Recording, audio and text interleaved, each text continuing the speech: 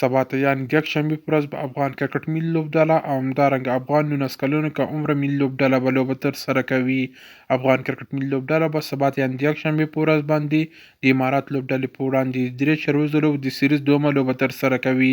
بلخو افغان 19 کلنو کم عمره ملي لوبډله به بیا د درې اړخیزه سیریز په دومه لوبه کې د ساوث افریقا 19 کلنو کم عمره ملي لوبډلې په وړاندې لوبه ترسره کوي. د افغانستان او اماراتو کرکټ ملي لوبډلې ترمنځ به دومه شلوریزه لوبه د لومړۍ لوبې په څېر د افغانستان پخ د ماښام په 6:30 بجو باندې شروع کیږي.